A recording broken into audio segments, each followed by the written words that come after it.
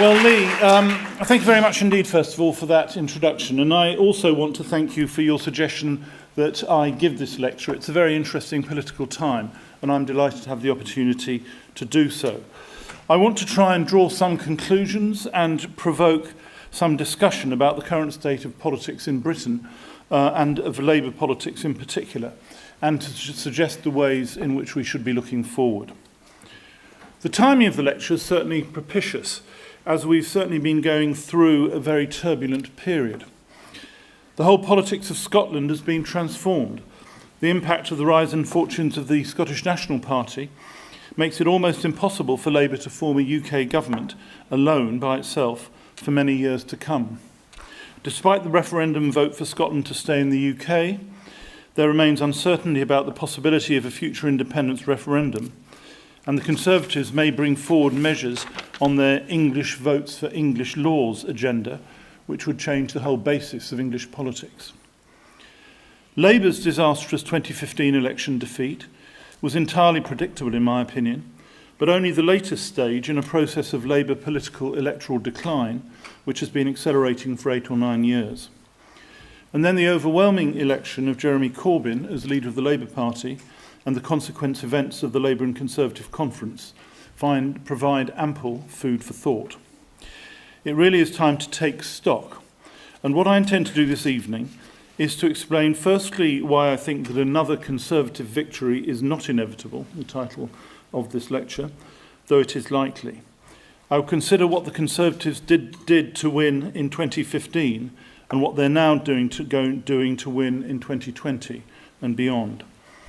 I'll then look at the factors which have brought Labour to its current state and offer my own explanation of the election of Jeremy Corbyn and my own assessment of its consequences. And finally, I'll set out my view of what Labour has to do in order at least to prevent another Conservative victory and preferably to secure a major Labour Party in government.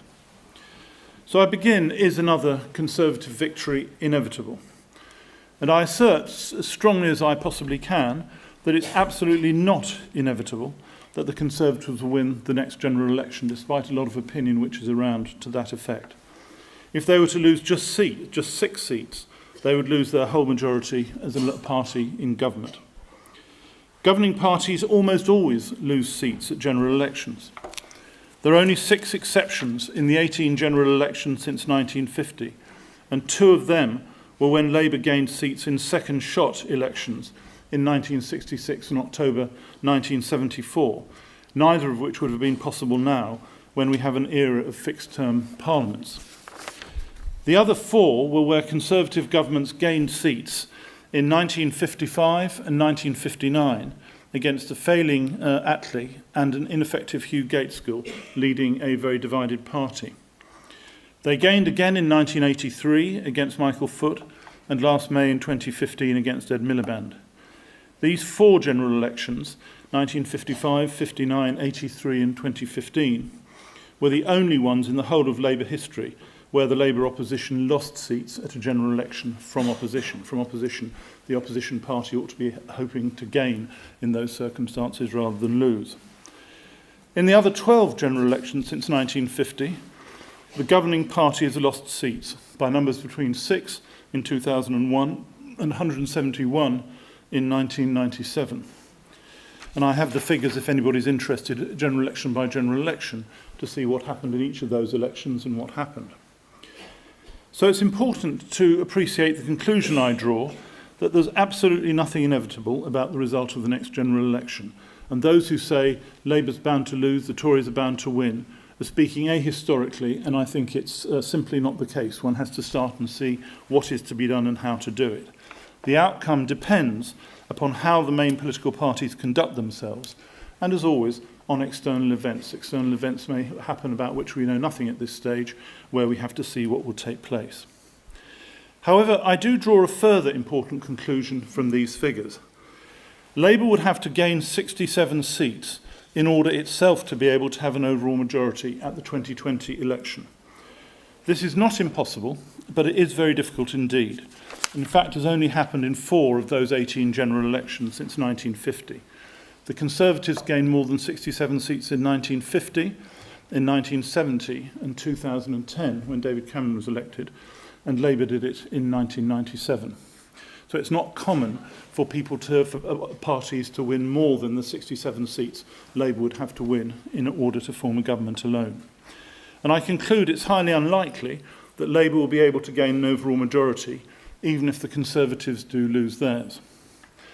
And so the consequence of that conclusion, I think an important conclusion, is that as well as thinking about how to gain seats and how to encourage the Conservatives to lose seats, not necessarily to Labour, Labour has to think now about how it might be able to combine with other political parties in order to take power from the Conservatives and put in place an alternative government to that which is now the Conservative government. This is, of course, extremely difficult in British politics. In 2015, the general election we had this year, the Conservatives were able to exploit very successfully the fears which many people had about a possible Labour Scottish National Party association in government, and fears about that in the last weeks before the election were a dominant factor in many people's decisions about how to vote. It was certainly an important consideration in determining helping the Conservatives to get their overall majority. But careful thought and discussion about the realistic alternatives facing Labour need to be on Labour's strategic agenda, in my opinion, right now. I return to this point later this evening, but I simply mark up that I think it's an important consideration for us to think about. And of course, another important consideration is that Labour isn't facing a static Conservative government, which is much the same as it was. The Conservatives have moved very rapidly since May this year, since their general election victory, to establish their control of the national political debate and to push Labour onto the margins of British politics. All of you here will recall how successfully they did that in 2010, after their 2010 victory. At that time, their preoccupation was to consolidate the view that Labour was simply not competent to run the national economy, that Labour had caused the world financial crash in 2008, and that the British people couldn't trust the Labour government with their money and economic future, and they worked extremely hard after the 2010 election to dominate that agenda. Labour was distracted in those early period after the 2010 election, as it has been this year, by their own leadership election. And the Conservatives ruthlessly, relentlessly, I would say from my partisan position dishonestly, made the case that Labour was hopeless with the economy and essentially won that argument with the British people. For reasons which I still can't explain, Labour wholly failed to contest the Conservative misrepresentations and colluded in the Conservative argument that the whole period of Labour government from 1997 to 2010 was fundamentally hopeless. The Conservatives were given a complete free run, which they exploited mercilessly. For me, that came home in its starkest possible way at the end of the general election campaign, at the leader's BBC Question Time in Leeds, when Ed Miliband, the party leader, wasn't able to deal with a straightforward question from the audience about the deficit, and it brought home the economic issues that were there. I remember as I was watching it being shocked about how it proceeded. The Conservatives have learnt from that success of 2010, and in my opinion they're doing that again right now. This time their claim is that they've replaced Labour as the party which deals with the concerns of working people. That is the argument that they're making. Illustrations of the so-called living wage, which George Osborne announced in his budget, raising tax thresholds to exclude from tax people working on the minimum wage, and David Cameron's commitment yesterday to attacking poverty. This approach is reinforced by other leading Conservatives. For example, Boris Johnson's call this week at the Conservative conference for the government to support, in his words, the hardest working and lowest paid as it reforms welfare, by reference to London's economy collapsing without those who work through the night and aspire to a better life. This is Boris Johnson's language. The Conservative pitch was perhaps most clearly exemplified by George Osborne's speech at the Conservative Party conference, where he claimed that the Tories had created, in his words again, a new centre ground and were, quote, now the party of work, the only true party of Labour. There's an absolutely clear strategy here of the Conservatives trying to mark themselves as the people trying to advance the position of working people, rather than that being Labour's historic and generally accepted mission for its existence. At the same time, the Chancellor of the Exchequer, George Osborne, is in the process of steadily transforming the Conservatives' relationship with the north of England through the so-called Northern Powerhouse and so-called devolution to other English cities, and with local government as a whole by enabling local councils in England to set and keep hold of their share of £26 billion in business rates. That was what, again, he announced at the conference. What this is an enormous strategic effort to locate the Conservatives at the centre of English politics and to challenge Labour in Labour's areas of traditional strength. These policy changes are then supplemented by a series of direct political assaults on Labour. For example, by implementing parliamentary boundary changes, by weakening trade unions through their new trade union bill, by making electoral registration more difficult, and by trying to put in place constitutional changes to prevent MPs from outside England voting on legislation affecting only England. These are all significant attacks on Labour coming through in this Parliament. Of course, the path I've described, and it is the Conservative strategy, is not a straightforward one for the Conservatives. A lot of issues could set back Conservative ambitions, such as the popular reaction against the budget's cuts to tax credits, and which has even got some Conservatives worried about the implications of how that will play, and the serious internal divisions within the Conservative Party about the attitude to British membership of the European Union and how that will play out with the EU referendum in probably a couple of years' time. Moreover, there's an increasingly open leadership battle between potential successors to Cameron, and that too will be destabilising for all the period that he remains Prime Minister, probably most of this Parliament. And of course, as I said earlier, events in both the international field and the world economy are not at all predictable. So one can't assume, and I certainly don't assume, that it's a path which the Conservatives have set out and they can go down steadily with no problems, no issues. There are many difficulties that they still have to address. But despite the possibilities of diversion for them, the difficulties they have, I do think the Conservatives at the moment are well set to make their case that a Conservative victory in 2020 is indeed inevitable, and they'll be trying all those the next 4 or 5 years to make people believe that a victory is indeed inevitable, as I believe it is not. I've explained earlier why I think it's not, but it really will be up to Labour to make a much better fist of contesting them than it has in the last few years, and particularly in recent months. If we just assume we don't do anything about it, just go on as we are, then we'll be leaving the field open to the Conservatives. So what's brought Labour to this position where we are today? I now turn to where Labour stands. How well is Labour placed to contest the political battleground which lies between now and 2020, and where the Conservatives have already strongly marked out their ground in the way that I've described? I think that most observers would say that Labour is currently not in a good place. That is not only because of doubts about the quality of Jeremy Corbyn's leadership, which are widely held and which in general I share. The issues are much deeper than that and cannot at all be put down to Jeremy Corbyn himself and even of the section of the Labour Party from which he comes. The fact is that for nearly a decade now, Labour has not had a clear sense of focus and direction nor a clear vision, a clear set of policies and programme on the basis of which it could seek support in the country as a whole. Labour did win with that clarity in 1997 and was re-elected on the basis of implementing that approach in 2001 and then 2005. But in the process, it lost nearly 4 million votes, 63 seats in Parliament, and 8% of the vote. By the election of 2010, Labour had lost a further 950,000 votes, a further 97 seats, and a further 6.2% of the vote. By 2015, another 26 seats had gone, though the last election saw a gain of 1.5% in our share of the vote, as against that 14.2 that we'd lost over the previous 2 elections, and an increase of 741,000 votes against the nearly 5 million that we'd lost over the preceding period.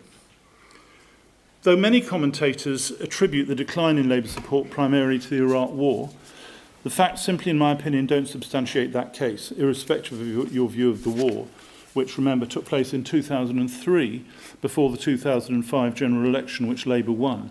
Though, of course, the aftermath of the war continues to dominate thinking in many areas, quite understandably.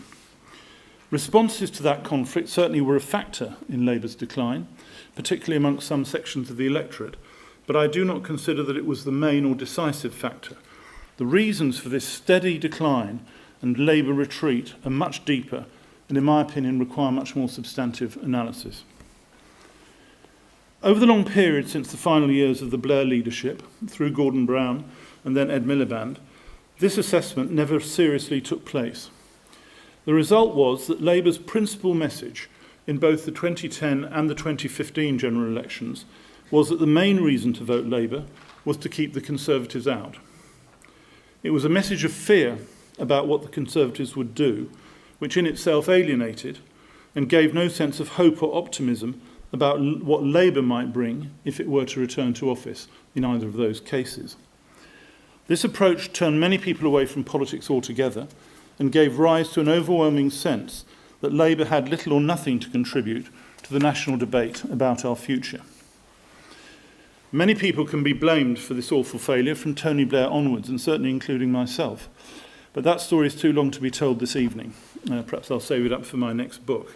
I mention here 3 books on political leadership, which if anybody wants to buy, they can't buy these, but they're very cheap and extremely good value, about political leadership in the main parties, which Toby James, also here at UEA, and I edited, and have got quite a lot of good political comment when they were published a couple of weeks ago.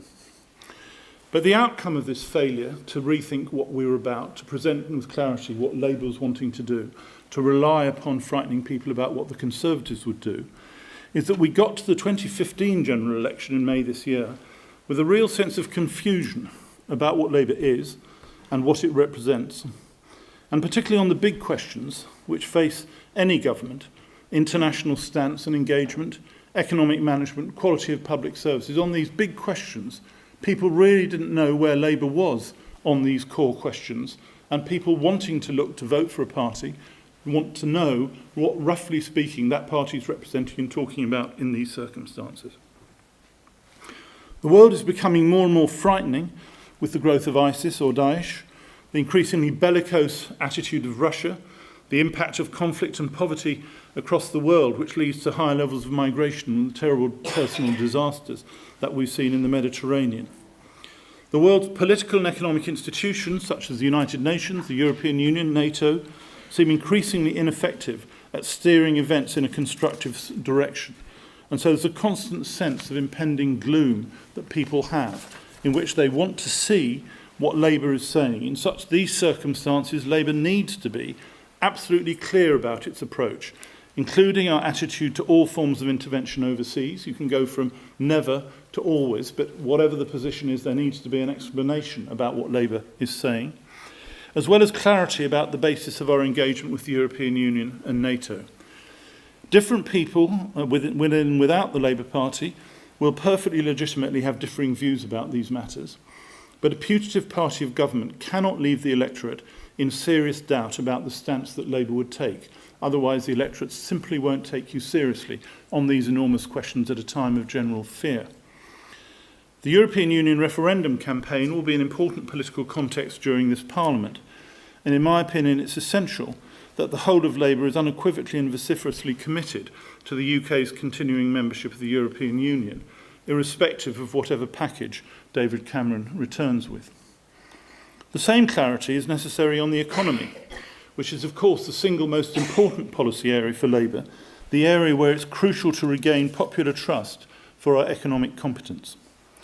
The nature of economic discussion in our modern electoral democracy is that any party wishing to be considered as a potential government needs to be able to convince that it can run the economy at least competently, that it has the confidence of all parts of our economic and financial system, and has the confidence of the international markets.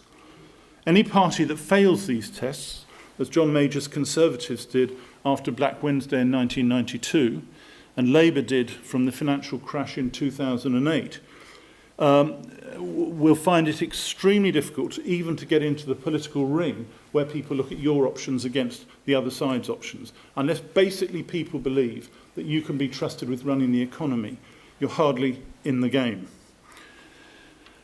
Then, having got into that ring, it's our job to persuade the electorate of the superiority of our policy proposals, of course.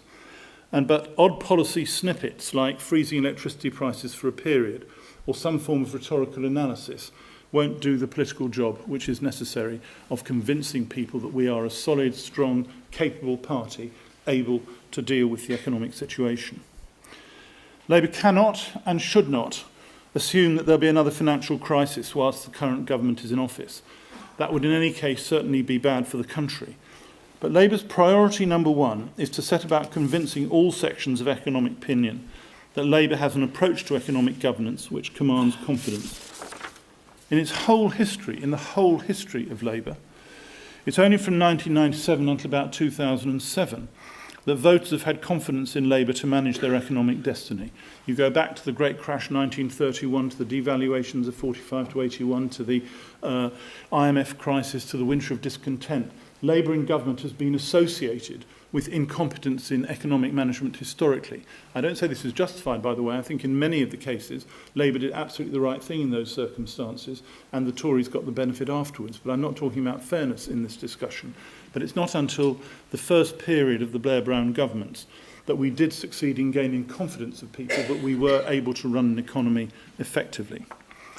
And unless Labour can get that level of confidence back by 2020, which we certainly didn't do in either 2010 or 2015, Labour will not even be in the ring at the election contest.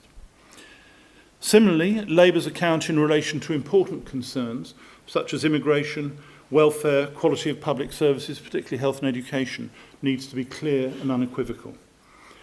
The appropriate policy and programme in all of these areas, our international stance, the economic, the particular policy areas, is of course very difficult to find indeed. Any organisation, and certainly a political party, is bound to include a wide range of different, even strongly opposing opinions about each of these questions. That's bound to be the case. It's the case in any healthy organisation. But it has to be done. Finding that appropriate policy programme has to be done, difficult though it is. The electorate won't be wooed by a combination of nearly incredible attacks upon the Conservative enemy and romantic words about a fantasy future, which appears to have little basis in reality. As I say, Labour needs a hard-headed, practical approach to all of these subjects, which it can advance with confidence as a reason to vote for Labour, not a reason to vote against our opponents. Continuing uncertainty, obfuscation and fudge on these hard questions simply will not cut the mustard. The electorate will simply not be convinced that Labour can be trusted to govern the country if it's not clear about its approach to dealing with the serious challenges we face. The uncertainties are made greater, more problematic, by the fact they come on the back of nearly 10 years of Labour vagueness and short-term thinking, which has been manifest in much of the political debate over this period. In some of these areas, as I argued in my Too Difficult Box lecture here and then the book, we may well need to seek common ground with the Conservatives to make the necessary changes which our society wants to see. That's certainly true of government proposals on things like the Northern Powerhouse and the National Infrastructure Fund, but may also be true in areas like social care in old age and welfare reform. Labour's best approach in relation to many of the policy approaches I described earlier, through which the Conservatives are trying to occupy the centre ground of British politics, may well be to work with them on that centre ground rather than simply attacking from the margins. I don't say that's universally the right approach, but it's what should be considered when you look at each of these particular policy areas and come to the view as to how we should deal with them. Now, Labour needs this kind of approach, which I concede completely is very difficult. Whoever is its leader, if any of the other candidates had won, I would have said exactly the same things as I'm saying this evening. Indeed, if any other person was there. It's a key problem. The problems go back to well before 2015. The current candidates for the leadership election in 2015 don't bear themselves the responsibility for a great deal of that. And anybody who tells you that, for example, Jeremy Corbyn is the person who's caused all these problems is simply wrong. He is not the person. He didn't bear responsibility at that time. But the development of the thinking I'm talking about is the core requirement for all the Labour Party in the coming months. But leadership does matter as well. All the polling evidence is that the nature of the 2015 defeat, though primarily down to Labour's economic incredibility, was very much reinforced by the weakness in the eyes of the public of Labour's leader, Ed Miliband. We have the same problem now. It's no secret that I didn't vote for Jeremy Corbyn in the recent leadership election, but it's important to understand why he had such an outstandingly good result, and at least to respect the reasons for that result. I identify 4 complementary factors which led to his success. First, as I argued in the Too Difficult box, the failure of mainstream politics in general across the world has developed a mood of alienation from conventional politics, mainstream politics. This worldwide feeling is not about left or right, but is a kind of cuddly protest none of the above movement. It believes that mainstream politics is self-absorbed, self-serving, corrupt, and offers no means of dealing with popular concerns about issues like economic globalisation, immigration, welfare reform. I think this emotion lies behind groups as politically diverse across the world as the Tea Party in the United States, Syriza in Greece, Marine Le Pen's Front National in France. In this country, I think the sentiment was expressed in the Scottish National Party successes in the referendum and very great anti-Westminster feeling, and before the general election of UKIP. Alex Salmond, Nicola Sturgeon and Nigel Farage are all in their ways attractive figures, not to me I hasten to add, but to many people, in their own ways. And they're unburdened, all of them, by the compromises of government office. And they were able to add this general sense of disaffection to their own brand, Scottish independence, rejection of the European Union, or whatever. Second to this general feeling was added a particular rejection of the sense of Labour failure over the last decade for the reasons that I set out earlier. Corbyn came over as the only candidate of change for Labour members. Both Cooper and Burnham came across as more of the same candidates, continuing the image of Brown and Miliband. Liz Kendall came across as merely continuity Blair when she desperately needed to be the credible candidate of change and a new start. None of these 3 ran a campaign which convinced that they had any sense of the kind of change that's needed, and so they all failed to set out an alternative vision of change to that offered by Jeremy Corbyn. Third, Corbyn himself, benefiting enormously from that sentiment for change, significantly moderated his overall message to make himself an easy vessel for people to express their frustrations. That was the case throughout the campaign and has continued through the Labour conference. He appears, and many people like it, for good reason, to be seeking to promote the kind of open, tolerant and refreshing debate which Labour very much needs. Large numbers of people, when they stop me in the street and ask me about all this, say he's the man who's going for change, for debate, for opening things up to how people should be. And I think he benefited from that sentiment. In my opinion, however, he is in fact a ludicrous vessel for the hopes of the disaffected. He's not actually a voice of change. And for over 30 years, he's promoted policies which are nasty, unrealistic and deeply cynical, moreover promising a future which he knows he'll never deliver. As he parades his own commitment to principle, he willfully ignores the most important political principle of all, which is to have the integrity to put your promises into practice. Failure to achieve that nourishes still further the widespread anti-political alienation. The fourth reason for his success, in my opinion, was his organisation with its ultra-left roots and understanding of the social media, which was self-disciplined, extremely effective, far better organisational capacity than his opponents, and in fact succeeded in hiding Corbyn's real ideological agenda throughout the campaign and thereafter. Some of Jeremy Corbyn's supporters believe that his election represents the kind of mandate for ultra-left politics which they've sought for years in the various elections they've competed within the Labour Party. I don't believe myself that's the case. I think it's more accurate to describe it as a mandate for the kind of open and liberal re-evaluation which Labour does indeed need for the reasons I've expressed after nearly a decade of stasis. That approach is what Corbyn emphasised in his leadership campaign, in his speeches, and it's what he offered. He didn't put forward the ultra-left policy stances which have been his trademark over the years, and if you look at his speech at the Labour Party conference, that too was the thrust of what he had to say. His apparent decency and openness contrasts sharply with the, in my opinion, justified reputation for doctrinaire bullying of his political associates, John MacDonald and Diane Abbott. I do not believe that if either MacDonald or Abbott had been put forward as the left candidate, I don't believe they'd have got anything like the level of support which Jeremy Corbyn did, nearly 60% of the electorate. Indeed, Diane Abbott secured only 16.8% compared to that 60% in the contest for Labour's candidate for the Mayor of London. And in the national deputy leadership contest, the candidate who was supported by all Corbyn's allies, Angela Eagle, secured just 16.2% of the vote, again in contrast to the 60% which Jeremy Corbyn was able to secure. So I believe the rest of the Labour Party should treat Jeremy Corbyn's victory as a mandate for the necessary wholesale debate about Labour's future vision and direction, rather than a simple victory for the hard left. However, that said, Jeremy Corbyn has not so far in his political life demonstrated the intellectual flexibility and creativity that Labour desperately needs if it's to create the platform which an alternative government needs if it's to win power in this country. I think the reverse is true. He's basically held the same views for over 30 years and not changed in the light of the very substantial changes which have taken place over that period. Indeed, he seems to respond to John Maynard Keynes' famous dictum, "When the facts change, I change my mind. What do you do?" by taking pride in his self-styled principled refusal ever to change his views. But despite Corbyn's own weaknesses as a leader of Labour renewal, that nevertheless is what has to be done and what the rest of the party needs to do if Labour is to have any chance of challenging in 2020. Corbyn's victory throws down an existential challenge for Labour.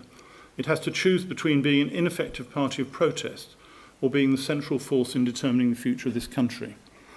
It's now essential to do that work, not properly done over the past decade, of building the offer of a credible alternative government which people can support, rather than simply extending the Conservative period of office for another 5 years.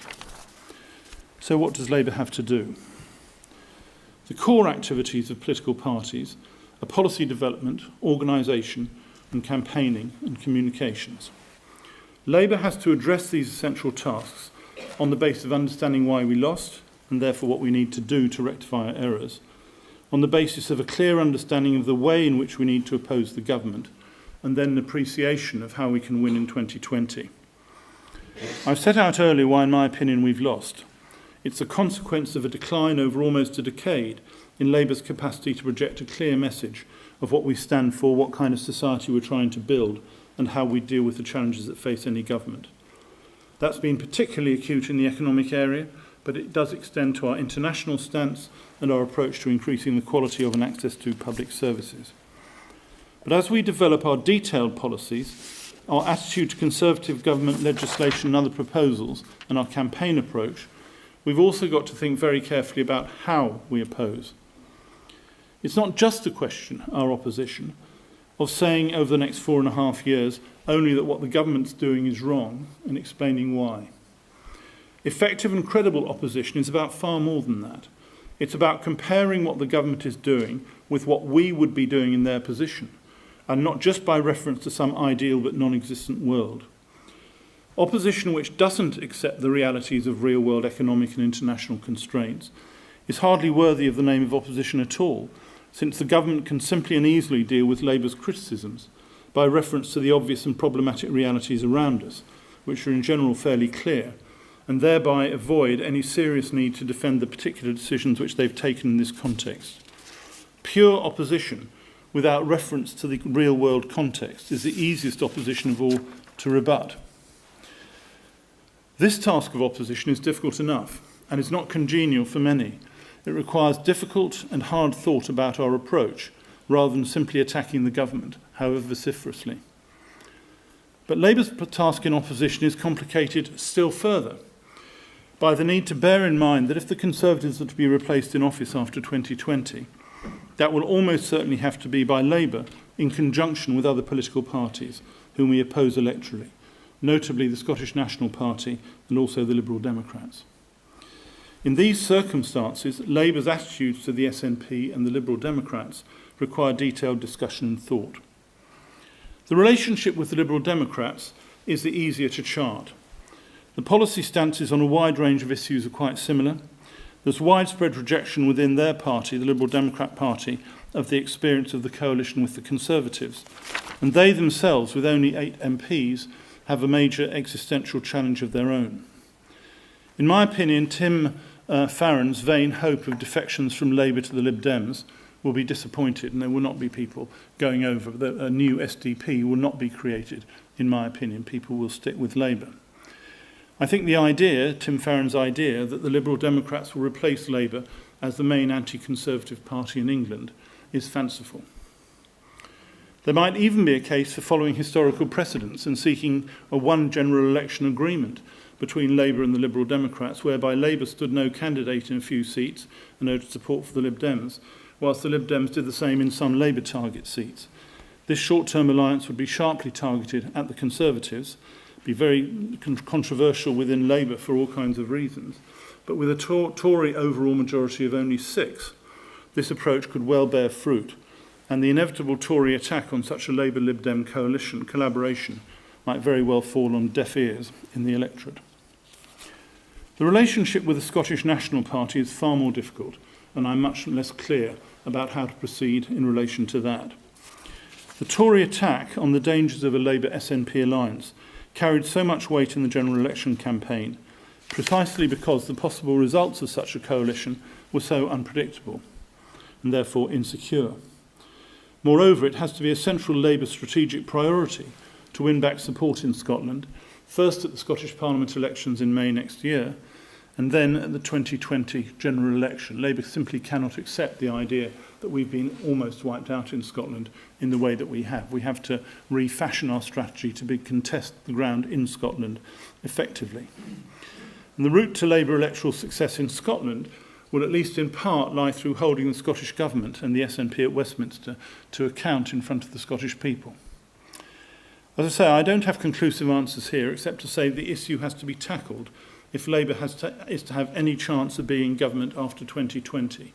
The option of just going along and hoping something will turn up, in my opinion, is foolish, because when we get shortly before the next 2020 election, these questions will be whirling around again in the way they were before 2015, and if we haven't got a clear answer on how these should be approached, we will be in very great difficulty. My preliminary thoughts, they are only preliminary, are that Labour should go hell for leather to take Scots' seats in the Scottish Parliament off the SNP next May, that we should only think seriously about our future relationship after then, but that we'll need to be absolutely clear about our attitude to the SNP, our relationship with them, by about 2018, 2 years before the general election, to explain publicly what that is in a very clear way, rather than it coming up, catching us all as a surprise. In my opinion, Labour will need to be an unequivocally unionist party, which rejects any possibility in any circumstances of further referenda on Scottish independence. Finally, in its own organisation, Labour needs to display the virtues which it wants people to respect in government. Its parliamentary candidates in winnable seats must have strong local standing, be diverse and inclusive in their behaviour, and must themselves individually be entirely credible representatives of Labour locally, owing their allegiance to the local constituency rather than to any Labour faction or group. Labour needs to reject decisively any efforts to make parliamentary selection a factional battleground, as it has been sometimes in the past, as selections are likely to take place across the country because of boundary changes. In my opinion, the past conduct of Jeremy Corbyn and John McDonnell in previous phases of this is not reassuring in this context, but I do think inner Labour conflict will be suicidal in these areas. At the same time, the trade union relationship needs to be put on the right footing, so the trade union relationship is recognised for what it should be, support, not control. These tasks of renewing Labour in policy and programme, in its organisation, in its campaigning and communications, are a massive task for any party leadership, though they're achievable, indeed essential, if Labour is indeed to have a chance of winning power in 2020. I am sceptical, I make no secret of it, about the capacity of the newly elected leadership to achieve this. But nevertheless, everyone in the party should, in my opinion, throw their whole effort into trying to make it happen, particularly in relation to the alternative governmental policy agenda, which everybody can discuss widely and put forward their thoughts as to where we should be going. We need to beware the false dawns of by-election victories, good opinion polls, success in local elections, including those in Scotland, Wales and London next May. These tests are all essentially referenda on the government in power, and so Labour should win them all well. But good results, as happened between 2010 and 2015, can disguise the reality, which is the general election is not a referendum on the government, but a choice between two alternatives, and people make their choice, and we have to make sure our alternative stands up when people come to make their decision on the situation. Labour has to make sure that when it's examined on this basis in 2020, it passes the test. I emphasise that though it's a tough challenge, it is one that, in my opinion, is attainable, and that the inevitability of a Tory victory is quite wrong. But the burdens that places on Labour to really think through how it behaves, what it does, how it faces up to this next 4 or 5 years are immense. I'm sorry if I've given a rather bleak account of the state of affairs, but I hope that it provokes conversation, and Lee, I'm very happy to have discussion, questions and answers, or whatever, in whatever way anybody would like. Back in August at the Edinburgh Book Festival, Anthony King was quite interesting. He was saying the thing that was wrong was the decline of political parties into small inward-looking groups, and that this was very dangerous because they could be extreme, and much better would be if MPs could deal directly with the electorate and see politics in that light. Well, certainly things happened then when the Labour Party, the party itself, seemed to take over and alienate the electors. So in those Anthony King terms, the disastrous happened. Is there a danger in the way political parties are going with small memberships and inward looking? Charles, thank you very much for everything you said. Martin Sloman, I agree with you entirely. However, you do seem to be looking very inwardly into these shores. My view is that if we are going to create this new narrative, this new dialogue, it's going to be with other people in other countries looking internationally, taking a lesson from the Corbynista campaign and actually communicating across national boundaries to our people who share the same perspective as us in places like Australia, Singapore, Scandinavia, you name it. I mean, we have been incredibly introspective in our approach to politics in the Labour Party. Charles, I'm fascinated by your suggestion of a potential partial pact between Labour and the Lib Dems, which is something also that Caroline Lucas and myself have been calling for with the addition of the Green Party and Plaid Cymru, who need to be considered because, of course, the Conservatives won 11 seats in Wales, which is double their majority right there. Obviously, I think this is a great idea, and I'm encouraged to hear you putting it forward. But my question is this. Do you think that the idea is viable unless Labour has a strong commitment to constitutional reform, including electoral reform? Didn't the 2015 general election demonstrate that the electoral system is broken, not least in Scotland, where, of course, Labour did, not too badly and won only one MP? So will you be endorsing proportional representation? Do you think that the Labour Party should do so? Okay, 3 interesting questions. Firstly, on the decline of political parties. I do think it's a very serious thing. I think the mass basis of political parties is far less than it was. Often small groups talking to themselves rather than talking to a wider community. And I think it's desirable to try and change that state of affairs. What I'd say about that, however, is that large numbers of people, including me, have tried at various times to do that. And it's a lot more easily said than done in terms of transforming the culture of politics in that way. And I think it requires more of a moving forward to looking at new forms of political relationship. Most of the things that have been developed are based on the old mass politics of the mass meeting or the church or whatever it might be. And so I think a completely different approach is needed. I do think we've been exceptionally introspective. It's one of my sadnesses, and I think nationalism within Labour has grown in my time. Labour was always famous for its internationalism, and I think that was one of its great and enormous strengths. And there's an important insight in what you said, Martin, in that if you look at the SPD in Germany or the French Socialist Party or PSOE in Spain, all the major social democratic parties have found great difficulty in dealing with the new situation. It was not the case in general that after 2008, everybody said we've got a good theory here of dealing with the collapse of capitalism, off we go, let's get great popular support. In fact, if it happened at all, that happened on the mass movements of Syriza and others in relation to particular areas, but that ran into the brick wall of reality when, of course, Syriza succeeded in getting elected. And I think that thinking about it internationally is entirely correct and very important.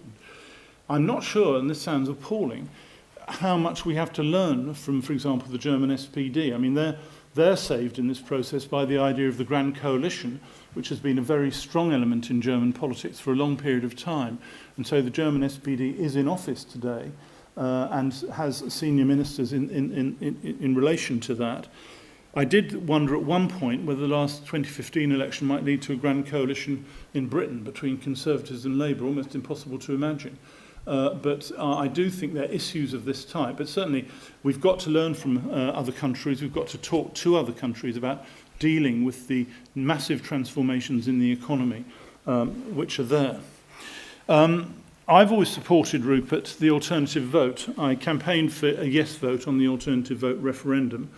I prefer the alternative vote, which keeps the constituency basis, which I believe is a profoundly important part of our democratic system. And actually, going back to the first gentleman's question, connecting the MP to the local electorate as a whole is quite an important component in taking politics through. And I've looked at proportional systems, pure proportional systems, such as those in Israel and elsewhere, with a certain element of concern that that is the right way to, in fact, deal with things. So my electoral reform would be an alternative vote system. As you know, if you have an alternative vote system where people put their votes in priority, that promotes discussion between parties as to where votes should be transferred in the event of people dropping off the bottom. And I think that's a beneficial thing. I think you want more discussion between parties rather than less. And I think the Labour firsters who say we're only going to do it by ourselves and never talk to others are wrong. I think we have to find ways of talking to others, and it's very difficult. The culture of British politics doesn't encourage it. But I think the alternative vote would be the best way to get there. What about AV+? I don't support that. The AV+ system, which Rupert asked about, is the system in Germany, which implies you have a constituency election for some MPs, but then that's topped up according to the proportion of votes cast. That operates in the Scottish Parliament at the moment, or a form of it does. I don't like the idea of having different MPs with different responsibilities, one set with responsibilities to their own constituency and another set with responsibility to their political party. I think it's not the right way to go. It's perfectly legitimate. Lots of perfectly reasonable people think it's a good way to go, but I don't. John Cowan, chair of Norfolk European Movement. I noticed you didn't touch on your speech about where the role of the in-out referendum on the potential European Union sort of stands in relation to Jeremy Corbyn's leadership and the wider spectrum of the political left and left of centre movement. I don't know if you have any points on that. Hello, Gwyneth Boswell. Thank you for a interesting and wide-ranging analysis, Charles. The one thing you didn't mention was the pernicious influence of the overwhelmingly right-wing press on public opinion. What on earth do you think Labour can do about that? You made one glancing reference in your speech to the trade unions, and I just wonder whether you have underestimated the Labour relationship with the trade unions as a factor, both in the way the Conservatives built up the fear factor before the last election, presenting Ed Miliband as the creature of the unions, and so on and so forth. And also, beyond that, from people of my generation who remember the 1970s, where the unions were directly opposed to the government of Jim Callaghan. They had the opportunity to cooperate with him, but they turned it down. I just wonder how you can, you said briefly, the idea was to change the relationship from one of control to one of support.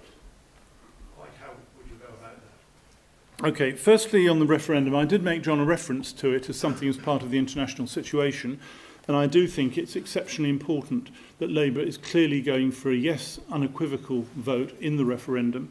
I think that even if Cameron was to succeed in taking the elements of the social chapter out of British legislation in his package which he renegotiates, which I'd be totally opposed to, I would still say we should be in the European Union. And the fundamental reason for that is, I think, as I said earlier, that the problems of the world are becoming more international, more complex, more difficult, and we need better systems of international government to deal with the issues which are there, whether it's security issues like the situation in Ukraine or in Syria, whether it's economic issues. I think one of the real reasons for the 2008 financial crash was the failure of international governmental organisations to establish proper arrangements for these things. And it's a long, long way we're coming from behind to build these institutions. What we're seeing with the EU at the moment is almost a complete stationary position. There's almost no sense in which the EU is saying, right, we're going to try and work to solve this particular problem or that particular problem. And I think you need to develop, sorry, not you, one needs to develop more coherent ways of working internationally in that framework. You asked about it particularly in the context of Jeremy Corbyn. I was alarmed to see that he thought there was a serious possibility of us not campaigning for a yes vote in the referendum. I think that would be very, very damaging indeed. My impression, I was down at the Labour Party conference last week, is that that possibility isn't really on the agenda now, that he's accepted the overwhelming body of opinion within the party on this question. But we shall have to see. But I think if we send a message to the British people that we're unclear about where we stand on the EU referendum, that just makes those problems I've described worse rather than better. The two other questions just bring up, well, there's an anecdote and a reality. Media. Why didn't I mention the media? I stand second to no one in my hatred and contempt for the media, having been hacked and been through the High Court and having had a whole series of issues about the media. But I think it's also too easy an alibi for politics, and certainly for left politics, to say it's all the media. It's not all the media. We have to look at ourselves as to where we are and what we're doing as well. I published a lecture a couple of years ago about what I thought we should try and do in relation to the media, develop professional standards and so on. And I think it's a great shame that out of the hacking inquiry, we didn't get an independent statutory framework, which is what I think should have happened. And David Cameron eventually caved in on that particular proposal, which I don't think inhibits press freedom directly. Those, of course, there's other people who take different views about that. But I suppose I think thinking about the media as our problem won't win us the election. I just think we have to really think about the other things more broadly about where it is. Otherwise, we descend into a position where that's the case. I remember saying to Tony Blair once in his office, as you're about to leave office, you are in the best position of all to take on the British media and how we deal with that. And he acknowledged that, and he made a speech shortly before he finished as Prime Minister. Far too little, too late. It was necessary to take it on and really go for it, and we didn't. Same's true on the trade unions. My regret when I was chair of the party in 2001-2 is that I thought we could restructure the relationship between the trade unions and the Labour Party. The trade unions ought to be an enormous asset to Labour for all kinds of reasons, but fundamentally because they have millions of members across the country, and by being a means of people in those trade unions being able to engage in Labour politics, that ought to be a great asset. But in fact, it hasn't been such. We decided not to act in 2001-2, essentially because trade unions, quotes unquotes, weren't a big problem for Labour at that time. But that left the problem for Ed Miliband to try and deal with. And though he tried to deal with it, he didn't do it well enough, which led to some of the problems in our own leadership election that we've had. To make a controversial remark, I would also say that the quality of trade union leadership today is far, far lower than it was in the era that you're describing. Jack Jones and Hugh Scanlon, there were many critics of them, of course, but they were high-quality individuals trying to see what they could achieve for their members, which after all is what their job was, in trying to deal with the pay settlements and so on of that time. And though at the end of the day it led to the winter of discontent and the problems around that, I'm afraid I blame Jim Callaghan more for the timing of that general election than the trade unions for causing the winter of discontent. But there's a very good analysis of this in the book about Labour leaders just here, where Peter Kellner has written the piece on Jim Callaghan, talking about his approach in the time. You've already sort of spoken about the fact that you quite clearly didn't campaign for Jeremy Corbyn as leader of the Labour Party. If he were to make it to the 2020 election, would you be happy campaigning on his behalf? Yes, we mentioned Scotland, but I think Labour would be in power now if the Scots nationalists hadn't been so influential. And this would be, in fact, Labour traditionally had a stronghold in Scotland, didn't it? My question is also about Scotland and the SNP. I couldn't agree more that one of the reasons for the failure was the public's fear, or parts of the public's fear, about the undue influence the SNP might bear. But you've also said that on the one hand, we would have to work with the SNP, which I think you're right about. On the other hand, you've said you're staunchly pro the union, which I'm now beginning to be inclined to think is a lost cause. And thirdly, you said we're going to have to compete in the forthcoming Scottish elections. So I would be really grateful if you could clarify how we're going to persuade a rather inspirational leader like Nicola Sturgeon to work with Labour to form the sort of alliance that we obviously need to be able to win another general election. Okay, 3 good questions. Firstly, on Corbyn, I don't know if he'll still be leading the Labour Party in 2020. For the reasons I implied in my lecture, I think if he is, Labour will find it very difficult to win the election, and I think it's likely the Conservatives will form an overall majority. I would take refuge, as far as my own conduct is concerned, that I'd be voting for my own Member of Parliament. At the moment, I'm living in Cambridge, and my own Member of Parliament was Daniel Zeichner, which was a Labour gain on the election night, and I'm very happy to vote for Daniel. Could I put my hand on my heart and say that I'd be happy to see Jeremy Corbyn in 10 Downing Street? I couldn't, actually, is the truth. And for what it's worth, I know large numbers of people, including deep Labour people, who have that view, and that is a reality. And it's not me saying that, leading other people to take that view. That is a view which people have. And that is a problem that Labour has. I didn't devote any time, perhaps I just should, to the proposition that Jeremy Corbyn could lead the army of the disaffected who supported him in the election campaign to a Labour victory in a general election, that there are large numbers of people who don't vote in the general elections, and that somehow he could bring those to vote to make the difference. I'm deeply sceptical of that particular proposition. I think the people he would bring in are people who are already broadly in safe Labour seats and that wouldn't win the middle ground of politics, which I still believe is central to win. And I think it will be a sad experiment if we try to win on that basis and then look at where we are the day after the general election in 2020. Now, the SNP is a very difficult question. I don't know if you agree with what I suggested, that the people who voted yes, the 45% of Scotland who voted yes in the referendum and then went on to vote SNP, comprise a large number of people who are totally against Westminster mainstream politics, but don't give a toss really about independence or even about the SNP. But the SNP emerged as the leadership, the Pied Piper, in front of this set of forces in the same kind of way as Nigel Farage did and UKIP did in relation to those people.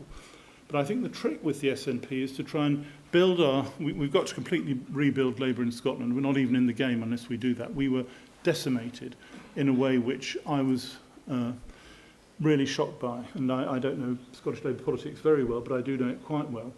I'll just tell you a story that I was told. I was doing any questions the night after the general election victory, and one of the people of the Tories' general election victory, and one of the people on the panel was Gordon Wilson, former MP for Dundee and former leader of the SNP. And I just asked him in the green room afterwards what he thought had been going on in Scotland. And he told me a long story about Scottish Labour in local government. And he gave accounts of in Dundee, this is some years ago, of people who'd put up an SNP poster, then being told by the Labour Council that their property wouldn't be maintained, their bins wouldn't be emptied, etc., etc., etc. And that was an example he gave, and I'm sure he didn't completely invent it, of the Labour power in Scotland manifesting itself in a completely unacceptable way. Now, I don't know how widespread that is, but I certainly believe there was a sense in Scotland of throwing off an incubus, which had been Scottish Labour in many parts of what was going on. And there were, I'm afraid, serious issues of corruption in local Labour politics in Scotland. During Ed Miliband's leadership, the issue of the Paisley selections had been a big issue, with memberships being stacked and all kinds of stuff. And so Labour has to transform itself in Scotland. That's why I say it has to initially to go through that transformation. And of what I've seen of Kezia Dugdale, the new leader of Scotland, Labour in Scotland, I think she's pretty good. I think there's a chance that they can begin to do that and put themselves in a different relationship to the Scottish electorate, to where they have been.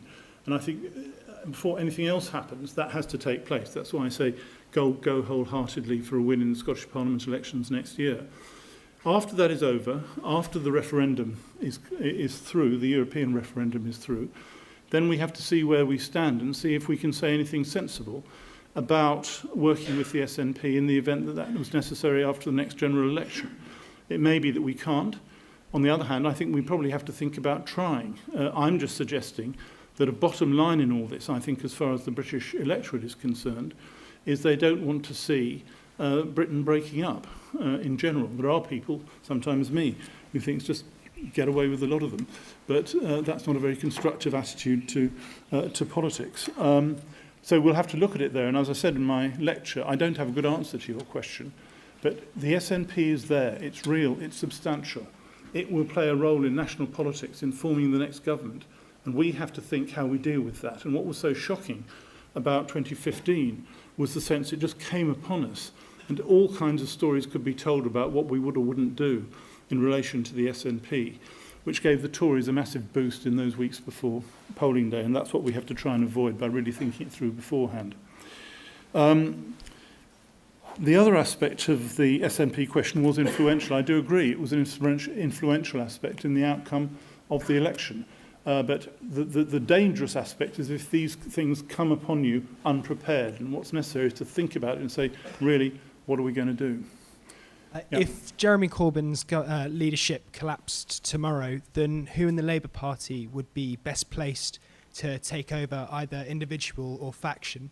I'm slightly reluctant to ask this question in a university at my age, but one of the fascinating things with the Jeremy Corbyn saga has been how engaged young people have been, how excited they've been in the whole election of his leadership.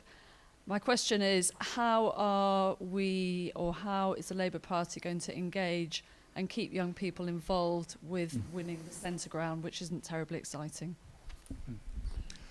Actually, that was pretty much the question I was going to ask. So if I may make a second point, it is that I take the view that the success of the SNP in Scotland may have had as much to do with the fact it was perceived as a more socialist party than a nationalist party. The Scots had rejected the independence vote, but still voted very strongly for the SNP on, I believe, a socialist platform. I believe that bodes well for Corbyn moving the political window towards the left. And Okay. Firstly, I should say there is no faction which has got an alternative to Jeremy Corbyn. He has been elected overwhelmingly. It would be quite foolish of anybody to elevate themselves and say there's somebody else on hand to move in those circumstances. I'm sometimes described as a Blairite. I dislike the description immensely, and I also think it's not very accurate in a lot of different ways. But there's been pieces in the papers that there's been groups of Blairites plotting away, and we've got somebody under a table. Here's the chap. That's what is going to happen. That isn't the case.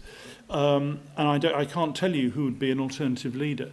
What I will say is that the candidates there were, Andy Burnham, Yvette Cooper and Liz Kendall, in my opinion, simply failed to grab the time in any coherent way, partly because of the point that the lady asked about the enthusiasm and excitement of young people wanting to change the Labour Party and getting involved. They weren't appealing to those. Of the people who stood out from the election, Chuka Umunna, Tristram Hunt, Dan Jarvis, as yet, I would say we haven't seen from them much which would lead me to say, well, they're the person who can really go for it and do it. The process that I would favour is a very substantial discussion within Labour of the policy alternatives which I've been discussing here this evening.